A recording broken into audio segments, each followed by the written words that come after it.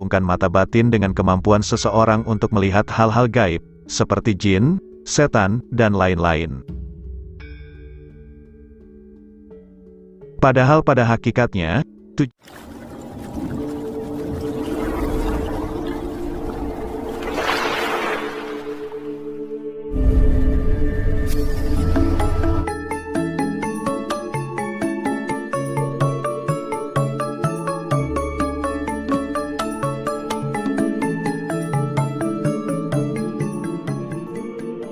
Assalamualaikum warahmatullahi wabarakatuh. Salam Rahayu tanpa batas buat sahabat Banyu Wiguna terkasih, dimanapun berada, baik yang ada di Jawa, luar Jawa, di Nusantara, Malaysia, dan dimanapun berada.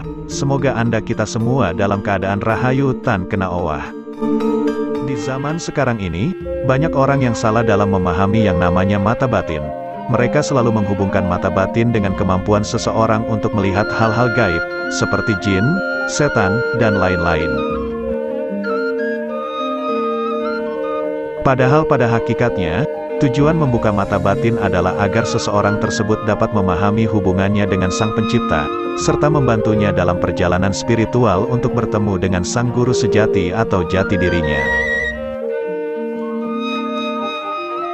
Semua orang dengan apapun latar belakang dan keyakinannya, selama memiliki lahir dan batin yang sehat dan waras, apapun agamanya, selama Anda merasa memiliki Tuhan itu, Anda masih waras.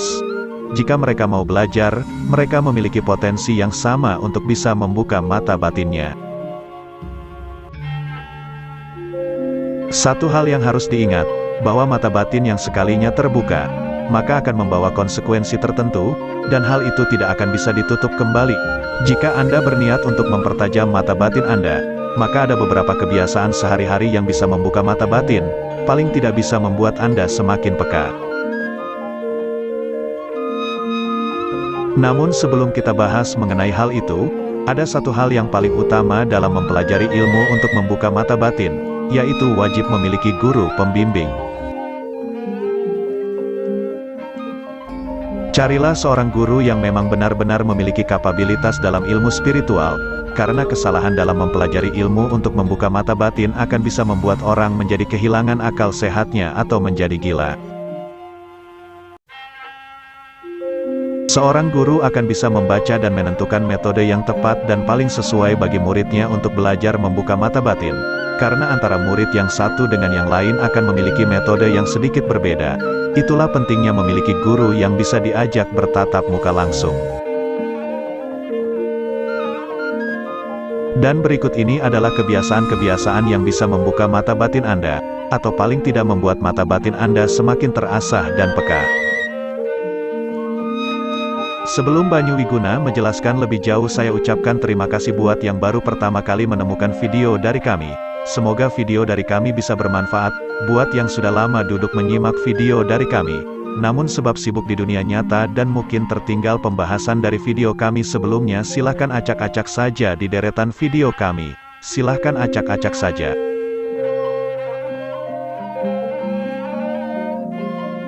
Yang pertama, Anda memiliki kebiasaan untuk bermeditasi.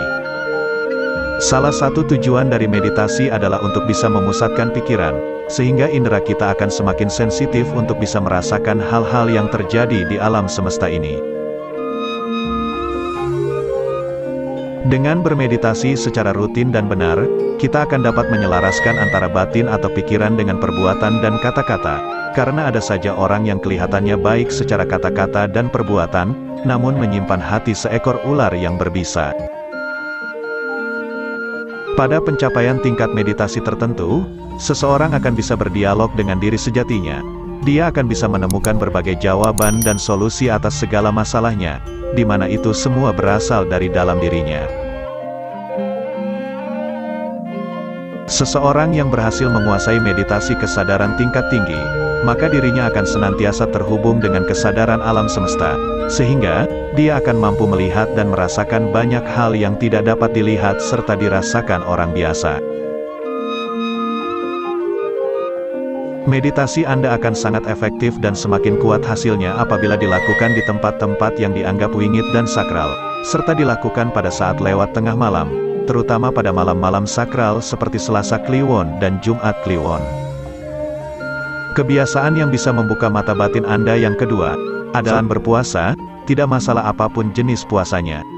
Jika Anda termasuk orang yang rutin melakukan ritual puasa, baik itu puasa weton, puasa Senin Kamis, puasa mutih, dan lain-lain, maka Anda memiliki potensi untuk semakin terbuka mata batinnya. Puasa dalam kejawen, sejatinya adalah untuk melatih kemampuan Anda dalam mengendalikan ruh sejati atau pancer, agar bisa melawan hawa nafsu yang ditimbulkan dari sedulur papat lainnya. Jika puasa Anda selama ini hanya sekedar melawan rasa haus dan lapar, maka tidak akan ada yang bisa Anda dapatkan selain manfaat yang bersifat secara fisik saja. Cobalah lain kali ketika Anda sedang berpuasa, yaitu matikan emosi dan hidupkan rasa, maka akan ada sensasi perasaan dari sesuatu yang lain, yang mungkin belum pernah Anda rasakan sebelumnya. Kebiasaan yang dapat membuka mata batin urutan yang ketiga, adalah Anda memiliki kebiasaan untuk melakukan wirid. Wirid selain membuat Anda semakin dekat dengan Tuhan, juga memiliki manfaat untuk membuat Anda menjadi lebih peka terhadap energi-energi di sekitar, dengan catatan, jika wirid ini dilakukan secara rutin dan benar. Seseorang yang ingin membuka mata batin dan dibarengi dengan laku wirid, maka prosesnya akan menjadi lebih cepat, dan potensi keberhasilannya pun juga semakin besar.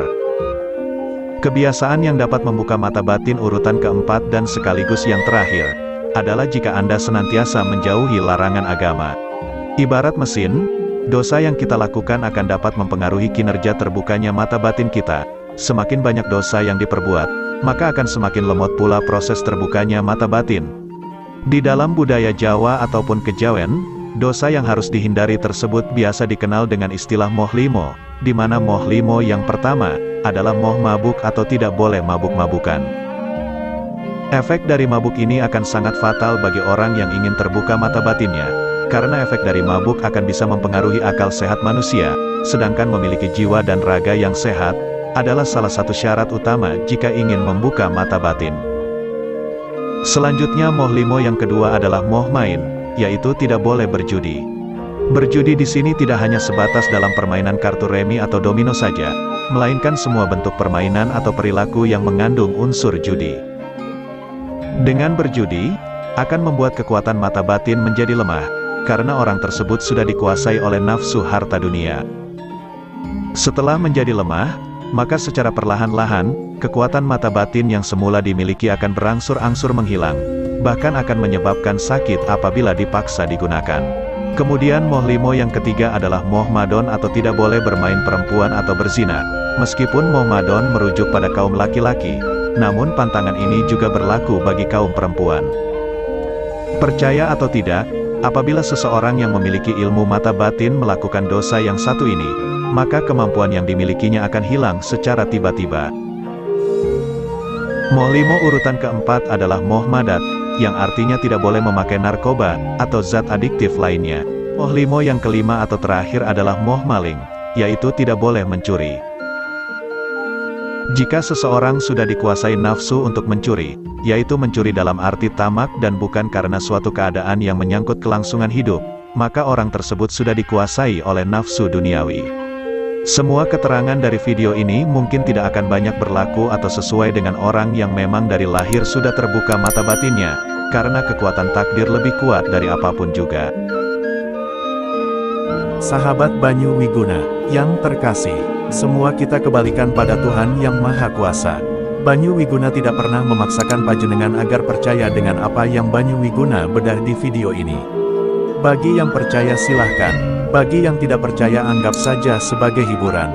Hormati perbedaan dalam berkeyakinan. Mohon maaf apabila banyak kesalahan.